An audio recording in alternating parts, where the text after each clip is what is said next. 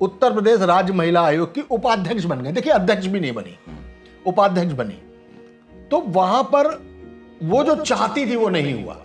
जब जब अपर्णा यादव अखिलेश यादव और परिवार में मिलने जाती हैं तो अखिलेश यादव कुछ कहते नहीं है, लेकिन कहते हैं कि तुम कहाँ वहां पड़ी, ये भाजपाई जो है ना तुमको कुछ नहीं। ये वो वक्त नहीं है कि वो भारतीय जनता पार्टी से किनारा करें। ये वक्त वो भी नहीं है कि वो समाजवादी पार्टी की तरफ रुख करें। भारतीय जनता पार्टी की जो रेल है उसमें अब लटकने की जगह भी नहीं बची है। अखिलेश जी ने एक नेता को देखा और कहा कि तुम बहुत चाचा से पैरवी करवा रहे हो, बहुत चाचा से पैरवी करवा रहे हो, तुमको टिकट नहीं मिलेगा। धरती पुत्र मुलायम सिंह यादव के पुत्र प्रतीक यादव की मौत के बाद अब उनकी पत्नी अपर्णा यादव की राजनीति किस रास्ते पर जाएगी, आज इसी पर बात करेंगे मनोज जी। अपर्णा यादव के बारे में फिलहाल मैं इतना कह सकता हूं कि ये वो वक्त नहीं है कि वो भारतीय जनता पार्टी से किनारा करें। ये वक्त वो भी नहीं है कि वो समाजवादी पार्टी की तरफ रुख करें, क्योंकि उत्तर प्रदेश में ऑप्शंस की बात करें किसी भी पॉलिटिकल व्यक्ति के लिए जो राजनीति करना चाहता है वो क्या कर सकता है, या तो वो भाजपा की तरफ जाएगा या वो समाजवादी पार्टी की तरफ जाएगा। रही बात भारतीय जनता पार्टी की, तो भारतीय जनता पार्टी की जो रेल है उसमें अब लटकने की जगह भी नहीं बची है। जैसे आप देखते हैं ना, छठ में जब पटना से एक ट्रेन चलती है गोरखपुर की तरफ चलेगी या जिधर भी जाएगी, या आप किसी तरीके समझ लिए कुछ एग्जामिनेशंस हो रहे हैं, तो जिस तरीके से अभ्यर्थियों का, परीक्षार्थियों का जिस तरीके से भीड़ ट्रेन पर चढ़ती है, भारतीय जनता पार्टी की रेल उस कदर हो गई है अब उसमें पैर रखने की जगह नहीं बची है। लेकिन आदमी सक्सेस रेशियो को देखकर, स्ट्राइक रेट को देखने के बाद ये कोशिश करता है कि वो किसी तरीके से भारतीय जनता पार्टी को पहला ऑप्शन मानकर उसी ट्रेन पर चढ़ जाए, चाहे भले उसे जनरल में मिले या छत के ऊपर मिले, कहीं मिले, वो बीजेपी ज्वाइन कर ले किसी तरीके से। और बीजेपी में जैसे ही ज्वाइन करेंगे आपको टिकट चाहिए, और 2027 का मसला है तो टिकट चाहिए। अब आपका ये नहीं होगा कि आप बने, आपने ज्वाइन किया और तुरंत आपको अगर प्रवक्ता बना दिया गया, या मान लीजिए कोई संगठन में जगह दे दी गई, या किसी प्रकोष्ठ में शामिल कर दिया गया, तो इतना पेशेंस नहीं बचा है पॉलिटिशियंस के पास। वो 50-50, 30-30 साल, 20-20 साल की दरी उठाने और माला पहनाने और जिंदाबाद जिंदाबाद करने के बाद एक उम्र जब आ जाती थी तब किसी को पूछा जाता था, वो समय नहीं बचा, वो पेशेंस नहीं बचा लोगों के पास। और एक बात और भी है कि अब पार्टियों के पास भी इतनी जगह नहीं बची है। उसके बाद सेकंड ऑप्शन किसी के पास आता है तो समाजवादी पार्टी। वजह, किसी पान वाले, किसी चाय वाले, किसी ठेले वाले से भी अगर आप पूछ लेंगे, तो अगर आप उससे एक सवाल पूछें कि भैया उत्तर प्रदेश में चुनाव किसके किसके बीच में, लड़ाई किसकी किसकी है, तो हर आदमी कहेगा भारतीय जनता पार्टी और समाजवादी पार्टी। तीसरा एक ऑप्शन आता है बहुजन समाज पार्टी।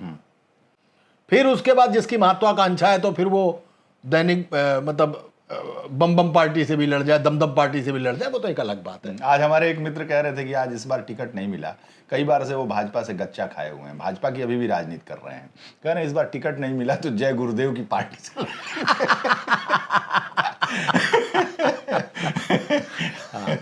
तो फंड्स मैनेजमेंट अगर किसी को आते हैं और वो फंड देकर भी चाहता है कि किसी बहुजन समाज पार्टी का टिकट ले ले, हमारे पीछे पड़े हुए हैं, कह रहे हैं आपके तो हर पार्टियों में संपर्क है, बसपा में ही करा दो, नहीं तो इस बार करा दो, है ना। हमने कहा रेट क्या रहेगा तो है क्या वीरेश भाई, जैसे करोड़ोंपति अरबपति लोग हैं, हर आदमी तो एमएलसी नहीं बन जाता ना, हर आदमी राज्यसभा का सदस्य नहीं बन जाता ना। लेकिन उनको पता नहीं क्या एक गुमान रहता है कि उनके पास इतना पैसा है, वो जब चाहेंगे राज्यसभा या विधान परिषद पहुंच जाएंगे। नहीं भाई, पार्टीज को चेहरे चाहिए होते हैं। देखिए, मनोनीत करने वाले जो मसले हैं, उन मसलों में कभी कोई आ सकता है, या ये शिक्षक चुनाव जो होते हैं इनमें कोई आ सकता है, लेकिन उसके लिए भी आपको चेहरा चाहिए और आपने क्या काम किया है ये भी जरूरी है। जैसे अपर्णा पे आते हैं अभी हम लोग, लेकिन जैसे एक बार जयंत मल्होत्रा हुआ करते थे, जी जी, एक टोपाज ब्लेड आया करती थी। हाँ, आता था। अब तो ट्विन ब्लेड आ गई है, जिलेट और ना जाने क्या क्या आदमी इस्तेमाल करता है, लेकिन उस जमाने में एक टोपाज ब्लेड आती थी जी, तो टोपाज ब्लेड के जो मालिक थे जयंत मल्होत्रा, उन्होंने उनकी राजनीतिक महत्वाकांक्षाएं आई। हाँ। उनको लगा कि ये जो ब्लेड हम बेच रहे हैं, हाँ। इसी से हम अपनी राजनीति का वोट भी काट लेंगे, हाँ। वो फसल भी काट लेंगे। तो जयंत मल्होत्रा को काशीराम ने एंट्री दी बहुजन समाज पार्टी में, और जयंत मल्होत्रा बने बिल्लौर से प्रत्याशी। कानपुर के पास एक जगह है, बसपा के पहले इंडस्ट्रियलिस्ट नेता थे वो। इंडस्ट्रियलिस्ट नेता थे। तो जयंत मल्होत्रा आए और जयंत मल्होत्रा ने चुनाव लड़ा, हार गए, उनका कुछ नहीं हुआ। लेकिन वो एक फंड पंप करने के लिए बहुजन समाज पर, और हर पार्टी को फंड्स की जरूरत होती है भाई। आप इलेक्टोरल बॉन्ड देख लीजिए, तो किसी व्यापारी, किसी उद्योगपति, किसी इंडस्ट्रीज, किसी कारपोरेट ने ही तो पैसा दिया हुआ है किसी भी पार्टी को, across the country, across the party.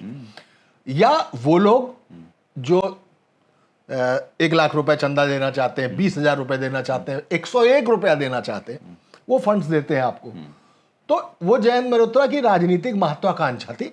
मैं एक उदाहरण के तौर पे आपको बता रहा हूं, बहुत सारे फिल्म वाले भी चुनाव लड़े, जैसे सन्नी देओल ले लीजिए, जैसे धर्मेंद्र को ले लीजिए आप, स्वर्गीय धर्मेंद्र, विनोद खन्ना को ले लीजिए, ये सब चुनाव तो लड़े पर अपने अपने इलाकों से गायब रहे। गोविंदा ने तो एक बार उनको राम नाईक को हरा दिया था, मतलब राम नाईक जैसा कर, लेकिन हरा दिया। 84 का जब मसला सामने आया था, जब इंदिरा गांधी की हत्या हुई थी, तब अमिताभ बच्चन इलाहाबाद से चुनाव लड़े थे और उन्होंने हेमवती नंदन बहुगुणा को हराया था। तो वो फेस था, उस फेस पर पार्टी का दांव था, उस दांव में और लहर में वो आदमी जीत गया। तो फिलहाल जो दिखती है उत्तर प्रदेश में, वो भाजपा और सपा के बीच में लड़ाई है।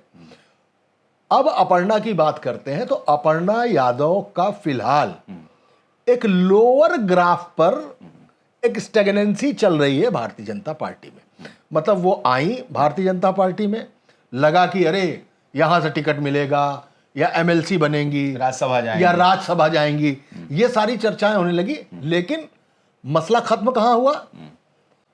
उत्तर प्रदेश राज्य महिला आयोग की उपाध्यक्ष बन गए। देखिए, अध्यक्ष भी नहीं बनी, उपाध्यक्ष बनी। तो वहां पर वो जो चाहती थी वो नहीं हुआ। तो राजनीतिक महत्वाकांक्षाएं तो उनकी हैं, इसमें कोई दो राय नहीं है। उस और जिस तरीके की पेशेंस की, अगर मैं उनकी इस पूरी साइकोलॉजी को पढ़ने की कोशिश करूं, तो जो चाहिए था उनको वो नहीं मिला, लेकिन उपाध्यक्ष बन गई। ये जो उनके अंदर चक्की चल रही है, जिससे महत्वाकांक्षा के एक बड़े पद का आटा निकल रहा है, वो उस आटे को सान के, बेल के, सेक के अपनी एक राजनीतिक कद की रोटी सेकना चाहती हैं इसमें, और सब कुछ सेकना चाहता है।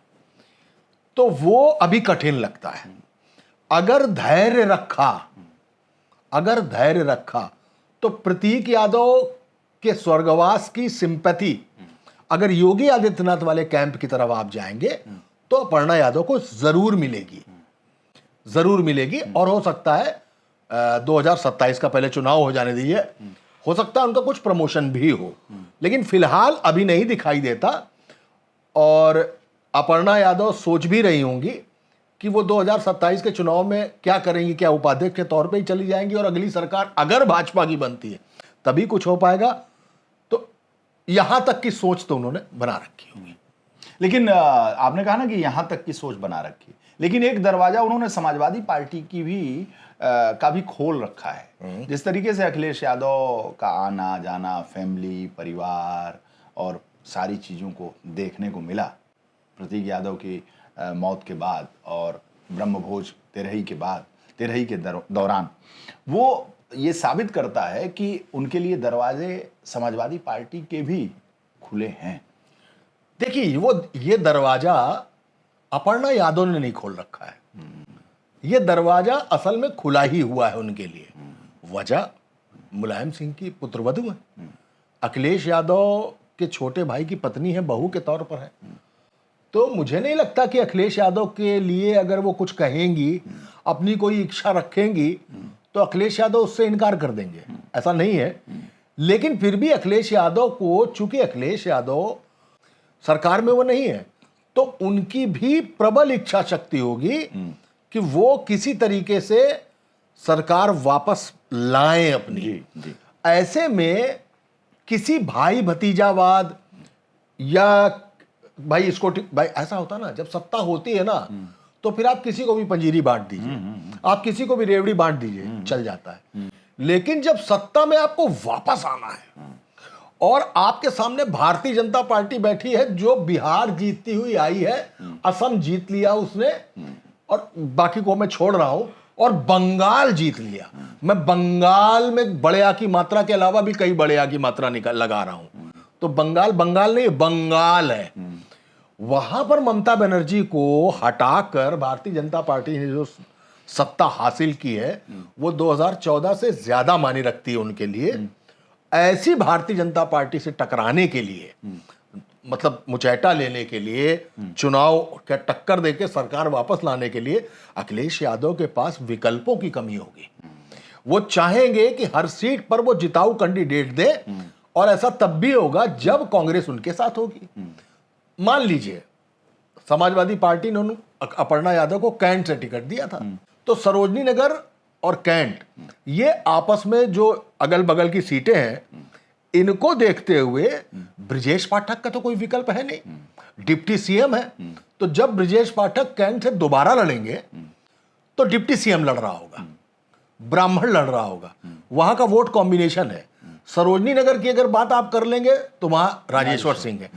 और अगर देखें कि अपर्णा यादव के साथ पहाड़ी वोटर्स जोड़ता है अगर, तो इन्हीं दो सीट पे तो है पहाड़ी वोटर्स। कैंट, हाँ, रीता बहुगुणा भी वहीं से जीती थी। हाँ, पहाड़ी वोटों के, पहाड़ी वोटों कांग्रेस से, तो पहाड़ी वोट प्लस बिष्ट होने के नाते ठाकुर वोट प्लस अगर भारतीय जनता पार्टी उनको टिकट देगी, लेकिन क्यों देगी? क्योंकि ब्रिजेश पाठक है। अब आ जाइए एक हाइपोथेटिकल सिचुएशन में बात करते हैं कि समाजवादी पार्टी उनको टिकट देते हैं, तो पहाड़ी vote, Thakur vote plus Yadav vote plus Muslim vote, ये अपर्णा यादव को मिल सकता है। लेकिन क्या भारतीय जनता पार्टी के ब्रिजेश पाठक को वो हरा पाने की स्थिति में आएंगी? क्योंकि एक बार चुनाव हार चुकी है कैंट से वो, ठीक है। क्या वो लड़ेंगी? हाँ, पहली बात तो क्या वो लड़ेंगी? क्या उसके लिए तैयार होंगी कि एक बार हारी हैं फिर दोबारा हारेंगे? दोबारा हारे तो दूसरी बात, आपने जो कहा ना कि अखिलेश यादव बहुत सतर्क हैं और उनको सतर्क रहना चाहिए, मैं एक आपको एग्जांपल दे देता हूं। अब किसी भी समाजवादी पार्टी के बड़े नेता से आप मिलिएगा तो ऐसे हाथ पकड़ेगा, किसी की सुन नहीं रहे, टिकटों में किसी की नहीं सुन रहे ना।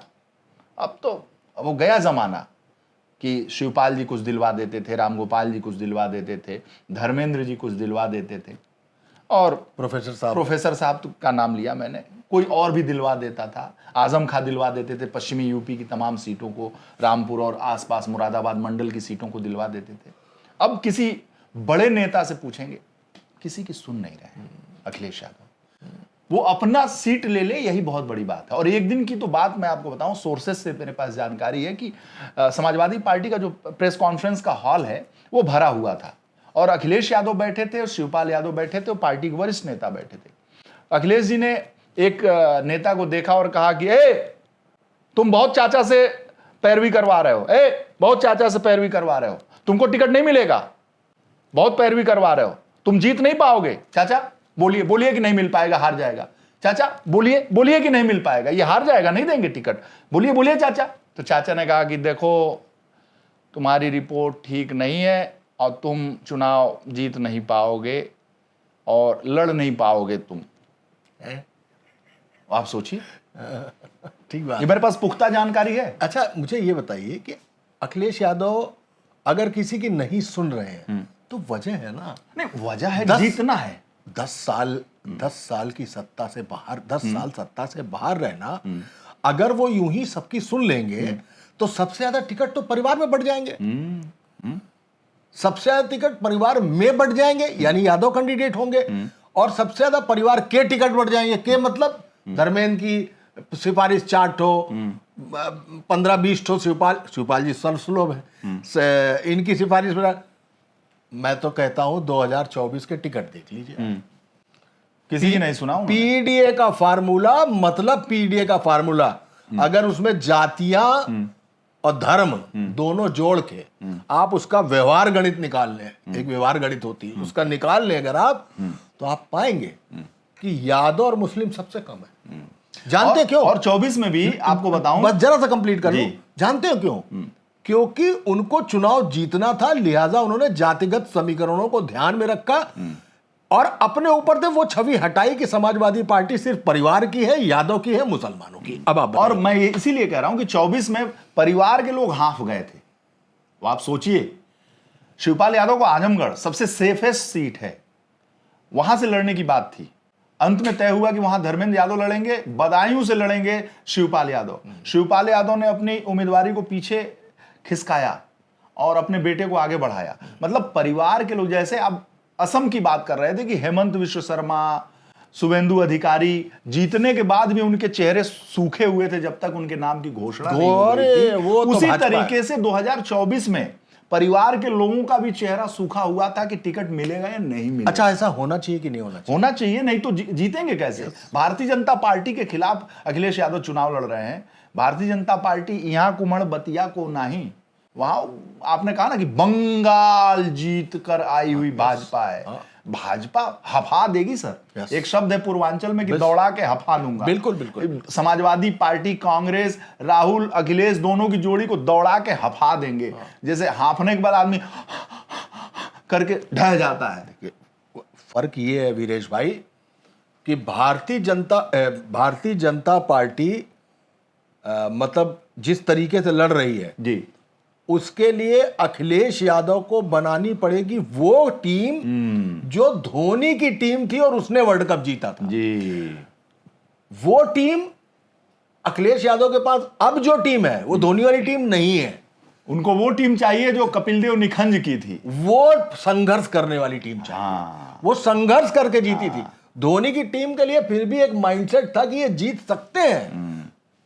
सब तो थे, टीम में कौन नहीं था? एक से एक लोग थे। मजबूत टीम थी, कागजों पर दिखती थी और ग्राउंड जीरो पर भी परफॉर्म करके बताती थी। लेकिन वो जो टीम थी, आज अखिलेश को वैसी टीम चाहिए। देखिए, मजबूत बनाम कमजोर टीम की बात कर रहा हूं, लेकिन वो लड़ाका थी, ये स्ट्रेटजिस्ट थी।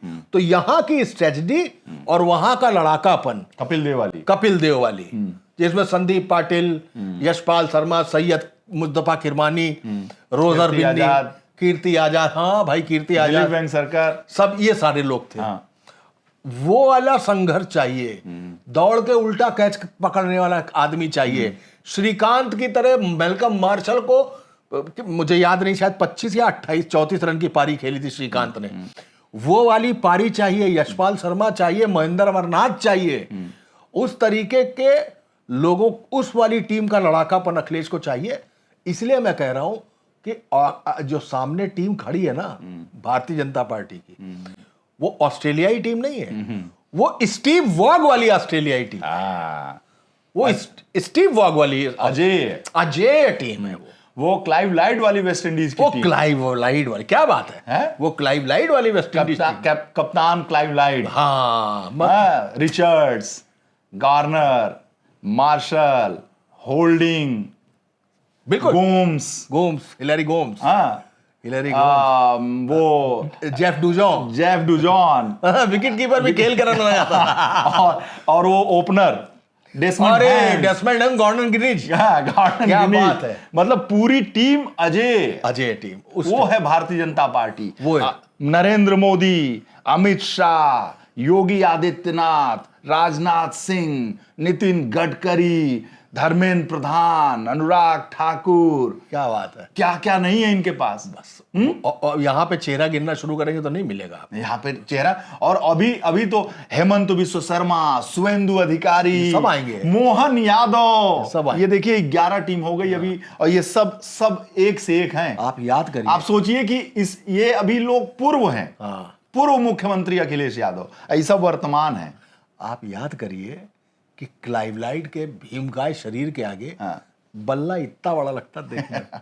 ऐसे खिलौने की तरह एक लाइमलाइट लेके तो चलता। ऐसी टीम है भारतीय जनता पार्टी की, उसके सामने अखिलेश यादव को खुद के अंदर तो इसलिए भाई भतीजावाद और ये जो सुनने में आ रहा है, सुनने क्यों सुने, सुन नहीं रहे हैं। क्यों सुने? सुनेंगे तो शून्य पे चले जाएंगे। हाँ, नहीं सुनना चाहिए, नहीं सुनना चाहिए। सुनेंगे तो हाँ, शून्य यस। पे चले जाएंगे। अखिलेश यादव को तो जैसे 2024 में चुनाव लड़ा था, आंख बंद करके ग्राउंड से जो सर्वे रिपोर्ट आ रही हो कि हाँ ये बंदा मार देगा, भले ही वहां यादव बड़ा मजबूत हो। तो बात अब हम लोग वहां पे करें ना, अपर्णा पे आ रहे हैं। हाँ। यादव भले ही वहां बड़ा मजबूत हो, मुस्लिम भले ही वहां बड़ा मजबूत हो, लेकिन अगर वहां पर कोई कुर्मी, कोई तिवारी, कोई पांडे ज्यादा बढ़िया लड़ रहा हो तो अखिलेश यादव उसी को टिकट देंगे। यहां पे कोई त्रिपाठी, हाँ, कोई तिवारी, वो तिवारी कह ही दिया था मैंने। आपने पांडे कहा ना। अच्छा, ऐसा है कि जैसे पांडे केवल आप हैं दुनिया में और त्रिपाठी केवल आप हैं। उसमें ये है, वहां पर उनको ये समझना पड़ता है, ऐसे में जो अपर्णा यादव जानती है कि दरवाजा खुला है समाजवादी पार्टी का, एक्चुअली परिवार का, जी, जो अखिलेश यादव जानते हैं कि प्रतीक के बाद हमको अपर्णा यादव का ख्याल रखना है, लेकिन जैसे ही आप राजनीति पर आते हैं वहां पे आपको सियासी गोटे बैठालनी पड़ती है अपने हिसाब से, फिर तय करना पड़ता है कि हमने ये चाल चली ढाई घर की, तो ऐसा तो नहीं कि इसको चलने से मेरा एक खाना खाली और वजीर चला जाए। वो देखते हुए अपर्णा यादव अगर समाजवादी पार्टी की तरफ आना चाहेंगी अपनी महत्वाकांक्षाओं को लेकर कि उनको चुनाव लड़ना है 2027 में, तो इसमें अपर्णा यादव स्वीकार तो हो सकती हैं, लेकिन अखिलेश यादव उनका क्या करेंगे, उनको कहां से टिकट देंगे कि नहीं देंगे, जीतते हुए भविष्य का आश्वासन देंगे। हाँ, उस आश्वासन को देखते हुए जो भी हो, और आश्वासन पर ही राजनीति चलती है, आश्वासन पर ही राजनीति चलती है। मैंने बहुत से ऐसे किस्से देखे हैं। भाजपा वाले धैर्य की बड़ी परीक्षा लेते हैं। अरे बड़ी पेशेंस की परीक्षा लेते हैं। अरे हमारा कैमरामैन है रायबरेली का, तो वो बार बार मनोज पांडे के परिवार से बहुत जुड़ा हुआ है, तो उसने कई बार कहा कि सर वो मनोज पांडे जी का क्या होगा, मनोज पांडे का क्या होगा। अरे हमने कहा होगा तुम्हारे मनोज पांडे का कुछ तो होगा ही, अमित शाह जी ने ज्वाइन किया है तो कुछ तो कराएंगे ही। बोले सर वो मनोज पांडे जी का क्या होगा। अरे हमने कहा ऐसा है कि कुछ होगा। बोला सर ये भाजपा वाले बहुत पेशेंस का परीक्षा लेते हैं, बहुत धैर्य की परीक्षा लेते हैं। तो धैर्य तो आपको देना ही जब पड़ेगा। मनोज पांडे जब हो गए मंत्री तो हमने कहा काबे हो गए ना मंत्री, तो बोले सर बहुत मंत्री तो हुए लेकिन बहुत पदादी। द्रौपदी मुर्मू को आप जानते थे? नहीं जानते थे। क्या प्रतिभाताई पाटिल को आप जानते थे? रामनाथ कोविंद को तो हम इसलिए जानते थे कि कई बार के राज्यसभा सदस्य थे। कहीं से किसी आदमी ने, किसी प्रतिभाताई ने, किसी द्रौपदी मुर्मू ने लंबे समय तक, देखिए हम लोग अक्सर उनके कार्य प्रणाली पर जरूर बात करते हैं और सवाल उठाना भी चाहिए, लेकिन सुषमा खरकवाल कब से जुड़ी हुई है भाई। आज वो मेयर हो गई है तो उनका नाम है, आज द्रौपदी मुर्मू माननीय राष्ट्रपति हैं इस देश की, तब हम आप सब उनको जाने हैं। प्रतिभाताई पाटिल का भी यही उदाहरण है, कितने समय तक काम किया होगा और कब जाकर इनाम मिला होगा। तो अपर्णा के लिए तो पेशेंस रखना पड़ेगा, जैसे मनोज पांडे को पेशेंस रखना पड़ा।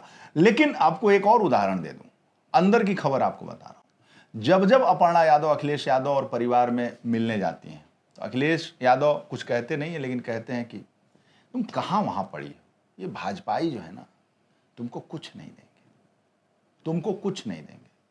कहां तुम पड़ी हो, किस भ्रम में पड़ी हो, बहुत तुम समझो, तुम समझ नहीं रही हो, तुम कहां अच्छा ऐसा भ्रम में हो। अच्छा ऐसा है। अरे मैं मतलब 100%। अरे मैं जो बोल रहा हूं सर, मैं चलिए, तो अगर आपकी ये बात है तो अब मैं देखिए सर, मैं बहुत सारे दृष्टांत आपको बताता हूं। लेकिन वो जब पूरा देखिए, इतना ओपन फोरम पे मैं बोलता हूं ना, इसमें कहीं एडिट तो कर नहीं रहा हूं। तो हम ओपन फोरम पे बोलने के लिए बैठे ही जी, तो एडिट तो कर नहीं रहा हूं, ये जो मैं बोल रहा हूं ये सच है। जैसे अखिलेश जी और शिवपाल जी वाला गया टिकट नहीं मिलेगा तुमको, बोलिए चाचा, ये तो मैं ये वीडियो वायरल होगा ना, ठीक ये तो अखिलेश जी भी देखेंगे, शिवपाल जी भी देखेंगे, अपर्णा भी। तो मैं जब बोलता हूं बड़ा कन्विक्शन के साथ बोलता तो हूं। बस मैं आपके इसी कन्विक्शन पर एक बात कहना चाहता हूं। अगर अखिलेश यादव ये कह रहे हैं कि तुम कहां भाजपा में पड़ी हो, वो कुछ नहीं देंगे। अब यहां पे जब आप अपर्णा यादव की बात करें तो यानी अखिलेश यादव अपर्णा से कह रहे हैं कि तुम भाजपा कहां चक्कर में पड़ी, इधर आओ, यही तो कह रहे हैं। अब अगर इस बात पर अपर्णा यादव के उम्मीदवारी को मैं खड़ा करूं तो उसमें इंग्रेडिएंट क्या है?